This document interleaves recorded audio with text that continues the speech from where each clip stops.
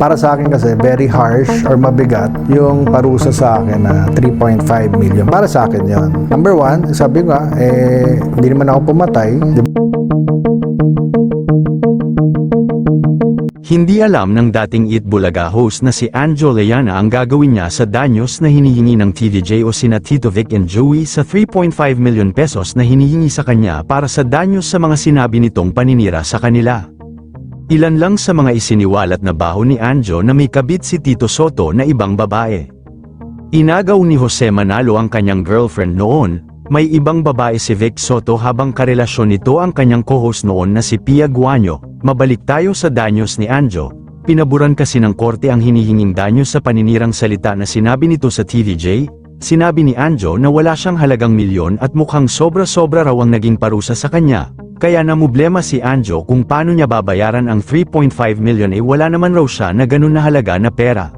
Akong 3.5 million na cash. Hindi ko lang yung mga lolo ko kung may iniwan na mga pamana, na mga lupain sa Bicol. I'm hoping na, kasi para sa akin sa totoo lang, okay lang ba magsalita?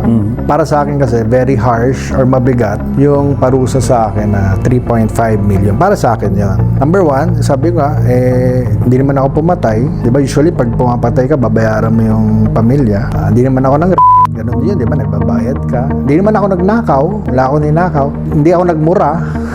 So, kumbaga, marami nga nagtatanong, paano ba nagsimula yan? At ano bang, ba't pumunta kayo sa ganyan?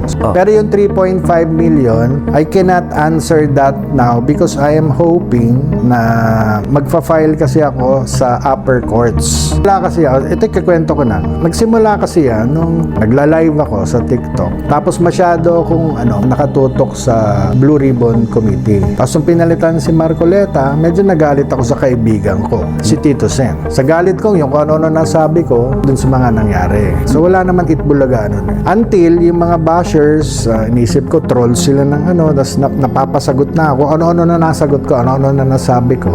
Doon lahat yon. Pero ang pakiramdam ko, parang yung 3.5 million, parang masyado naman mabigat. Kaya nga mag-a-appeal ako. Yun lamang po, huwag kakalimutan i-like ang video na ito at mag-comment sa ibaba. Maraming salamat po sa panunood.